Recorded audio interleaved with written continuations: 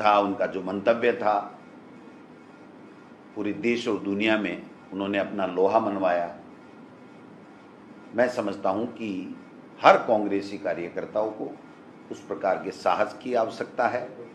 सरदार पटेल से और स्वर्गीय इंदिरा गांधी जी से, दोनों से जो उनमें खूबियां थी, जो उनमें गुण थे, जो उनके कार्य क्षमताएं थी, जो उनका शासन करने का तरीका था, उन सब से प्रेरणा लेकर के हम सब लोग आज, चूंकि राजस्थान हो चाहे दिल्ली में हो, हम विपक्ष में हों, हमारे नेता राहुल गांधी जी जिस प्रकार से निडरता के साथ में मोदी जी के सामने, सरकार के सामने चुनौतियां पेश कर रहे हैं, लेकिन ये हैं कि वोट चोरी कर करके सरकारों पे काबिज हो रहे हैं, अपनी एजेंसियों का दुरुपयोग कर रहे हैं। बात करते हैं भारतीय जनता पार्टी और आरएसएस के लोग इंदिरा जी के आपातकाल की, उनके समय की।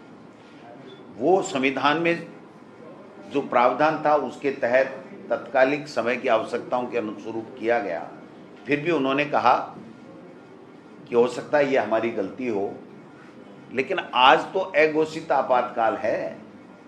आज संविधान में कहीं भी उसकी कोई वर्णन नहीं है, उसके बावजूद इन्होंने अघोषित आपातकाल कर रखा है। कोई मीडिया का व्यक्ति अगर किसी के खिलाफ कोई ट्वीट कर देता है, बात कह करके इनकी आलोचना कर देता है, तो उसके खिलाफ मुकदमा। अगर कोई नेता सच्चाई कहता है, इनकी गवर्नेंस के बारे में, अगर कोई उनकी नीतियों के बारे में कोई आलोचना करता है, तो ईडी और इनकम टैक्स, सीबीआई, और अब तो हद ही हो गया, एक डीजी पे एक डीजी, एक डीजी पे एक डीजी, एक डीजी पे एक डीजी, एक डीजी पे चार चार डीजी बैठा दिए। मैं समझता हूं कि राजस्थान का भट्ठा बैठाने में भजन लाल जी का नंबर 1 नाम आएगा, क्योंकि इन्होंने खुद को तो कुछ करना नहीं है, ऊपर से जो पर्ची आती है उसको करना है। हमारा जो पीएचक्यू होता था, मैं समझता हूं कि उसका एक इकबाल होता था, डीजीपी का एक इकबाल होता था, उसका अपना काम होता था, उसके अधीन सारे के सारे पुलिस काम करते थे। आज जो स्थितियां बनी आप समझ सकते हैं, कमिश्नर भी लगाया और स्पेशल कमिश्नर भी लगा दिया। अब वो स्पेशल होगा। वो एक बार मेरे किस्सा याद आ गया, एक किसी ने कहा भाई चाय दे दे, उसने चाय दी, यार स्पेशल नहीं बनाता क्या? कि भाई हाँ बनाता हूँ। तो स्पेशल बनाई, तो स्पेशल बना के दी, तो क्या यार इसमें चीनी नहीं डाली क्या? आपने स्पेशल के लिए कही थी चाय, तो मैंने पहले दे दी थी। अब आपने स्पेशल कही तो स्पेशल में तो मतलब अब नमक थोड़ी डालता मैं। तो कहने का मतलब मेन पे स्पेशल, स्पेशल पे अतिरिक्त, एक्स्ट्रा, पता नहीं क्या क्या हो रहा है, क्या नहीं हो रहा है।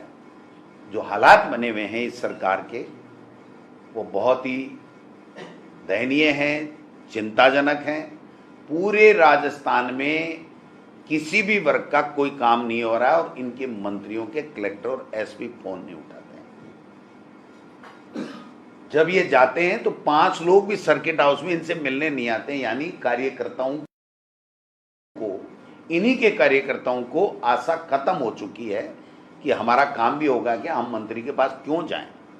अकेले जाते हैं, कलेक्टर या अधिकारियों के साथ चाय बिस्किट नाश्ता करके निकल लेते हैं। तो ये जो हालात है, ये दिन प्रतिदिन लोकतंत्र को कमजोर करने वाले हालात हैं।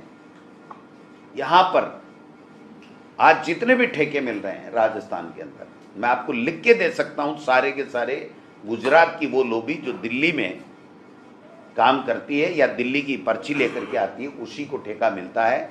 और इनके मंत्री एक बार उस पर सवाल उठाते हैं, फिर कोई गिफ्ट ले लेते हैं और उसके बाद में उसको भूल जाते हैं।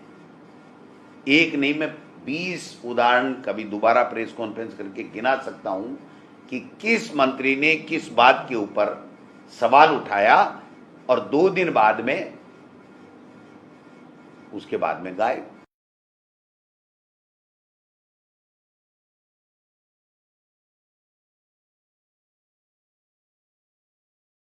अगले ने मिलके नमस्ते किया, हेलो सलो किया, कि लोगों ने जाके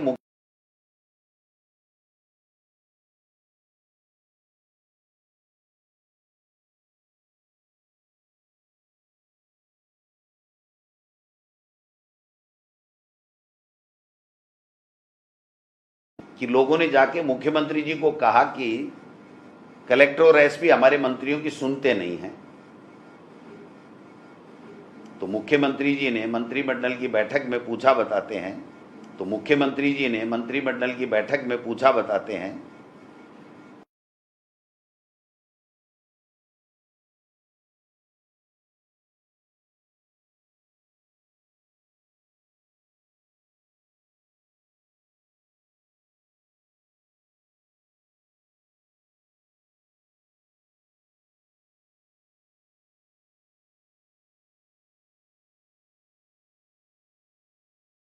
ने तो आपकी तो खुद की बहुत शिकायतें दिल्ली में पड़ी, जबकि इंदिरा गांधी जी, उनके जीवन, उनका जो हौसला, जो साहस, दृढ़ इच्छा शक्ति, देश के लिए अपने आप को बलिदान कर देना, वो सब बातें लेकर के, उनसे प्रेरणा लेकर के हम कांग्रेस के कार्यकर्ता एक नई ऊर्जा लेकर के इस पर्ची सरकार का विरोध करेंगे, इनकी गलत नीतियों का विरोध करेंगे।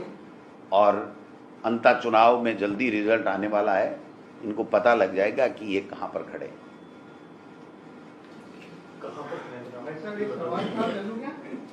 एक सवाल था, अभी आज एकता नगर गुजरात में प्रधानमंत्री का संबोधन हुआ था एकता की यात्रा के दौरान। उन्होंने सीधे तौर पे कहा है कि जो सरदार साहब थे वो पूरा कश्मीर को एक करना चाहते थे, जैसे रियासत को एक किया, लेकिन नेहरू जी ने उनकी इच्छा पूरी नहीं होती, कश्मीर का अधिक संविधान बना दिया और अलग गुंडा करके विभाजित कर दिया। दशकों तक कश्मीर पर कांग्रेस की गलत नीतियों से देश आग में जलता रहा। क्या कहना है? देश का दुर्भाग्य है कि देश के प्रधानमंत्री के पद पे बैठा हुआ व्यक्ति झूठ परोसता है, उसके पास अपने 11 साल 12 साल का बताने के कुछ नहीं है, इसलिए इतिहास को तोड़ मरोड़ करके अपने मुताबिक अनर्गल प्रलाप करके और अपनी सत्ता पे काबिज रहना चाहता है, जो अब जनता समझ चुकी है। संधि दिन है कि वो सत्ता से भी जाएंगे और ये अनर्गल प्रलाप और झूठा जो षड्यंत्र करके जिस तरह की भाव भाषा में लोगों को झूठ परोस रहे हैं, वो उनका खत्म होगा। सर, चुनाव के बारे में बता रहे थे कि अच्छे उससे जीते, क्या स्थिति है, क्या तैयारी है, वोट चोरी की संभावना तो नहीं है, कुछ आपने टीम वगैरह लगाई भी होगी? हमारे कार्यकर्ता मजबूत हैं, नेता मजबूत हैं, वोटर मजबूत है, न अंता चुनाव में इनकी वोट चोरी करने देंगे, न एसआईआर में करने देंगे। एसआईआर में देखा आपने, 2 दिन के अंदर बीएलए को प्रशिक्षण देने की बात कर रहे हैं, 3 तारीख तक देना था इनको, एक भी बीएलए को सूचना नहीं दी गई। अब जब बीएलए को हमने हमारे बीएलए राजस्थान में 51,000, यानी केवल 2 विधानसभा रहे हैं हमारे, जो आज बन जाएंगे 51,000 समथिंग, 52,000 में से हमने बना दिए। बीजेपी ने तो 45,000 ही नहीं बनाए होंगे, वो तो उनका तो काम ही नहीं है, वो तो क्या चोरी करके ही करना चाहते हैं। तो हमने बना दिए और हमने बीएलए की सूची दे दी, टेलीफोन नंबर दे दिए। तो चुनाव आयोग के तमाम जुड़े हुए अधिकारियों को चाहिए कि उनको टेलीफोन करके सूचना देके वो बीएलए को प्रशिक्षण दें, लेकिन वो नहीं दे रहे हैं।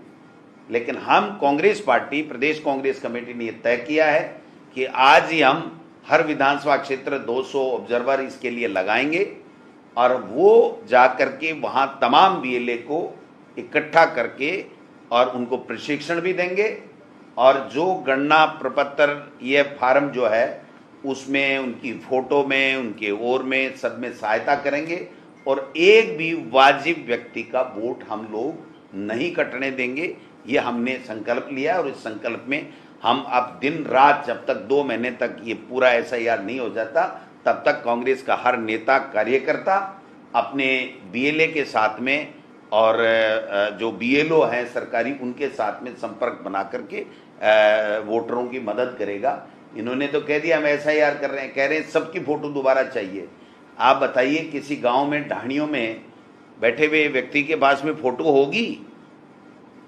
मतलब अपना बर्डन हम पे डाल रहे हैं। इनको ऐसा ऐप करना चाहिए कि जो बीएलओ जाए वो उसकी फोटो ले और अपलोड ऑटोमेटिक हो जाए, इस तरीके का काम करना चाहिए। इन्होंने तो कहा कि फोटो दे दीजिए, सबको एक एक फोटो देनी है। हमें नवीन फोटो, पीछे सफ़ेद बैकग्राउंड। अब आप बताइए, इतनी चीज़ें ऑफिसों में, कलेक्टर ऑफिस में तो संभव नहीं है कि पूरे स्टाफ की करवा दो, वो तो संभव नहीं है। जो गांव ढाणी में बैठा बेचारा गरीब, जिसको 2 वक्त का खाना नहीं मिल रहा, पीने का अच्छा पानी नहीं मिल रहा है ना, दवाई नहीं मिल रही है, हॉस्पिटल में इलाज नहीं मिल रहा है, उसको कहते तेरी अच्छी सी फोटो ला वाइट बैकग्राउंड की। वो कहाँ से तो कैमरे वाले को पकड़ेगा, कहाँ से और पकड़ेगा, मतलब समझ से परे है। लेकिन हम मुकाबला करेंगे और इनकी चोरी नहीं होने देंगे, इनके मंसूबे कामयाब नहीं होने देंगे। तो अन्य राज्यों के मुकाबले राजस्थान में वोट चोरी एक बड़ा मुद्दा है। यहाँ पर जब सत्ता परिवर्तन होता है, मार्जिन बहुत ज़्यादा नहीं होता, 38-39% आपके और उनके आसपास आपके वोट गेन होता है। इस बार भी ऐसा है, तो इससे किस तरह से अब की बार तो एक टेम्पो ट्रेवलर में भी ये नहीं आएंगे बीजेपी के लोग। ये खुद के कर्म से और हमारे कार्यकर्ताओं की मेहनत के कारण से दोनों चीज़ मिलकर के इनका सफाया कर देंगे। इनकी बीजेपी के नेता कहते हैं हमको जब मिलते हैं कि भाई साहब हमारी तो बहुत बुरी हालत है, हमारा कोई काम ही नहीं होता, और क्या हमारा तो मत हो, हमारे मुख्यमंत्री के भी जो काम चाहते हैं वो काम नहीं होते। तो ये मतलब विडंबना है कि हमारा प्रदेश इंडिपेंडेंट प्रदेश था, जो आज केंद्र शासित, केंद्र से रूल होने वाला प्रदेश बन गया है।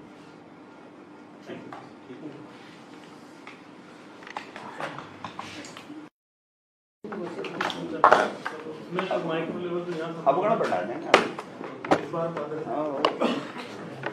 3 साल पड़े हम तो हाल में बोलूँ तो ठीक है।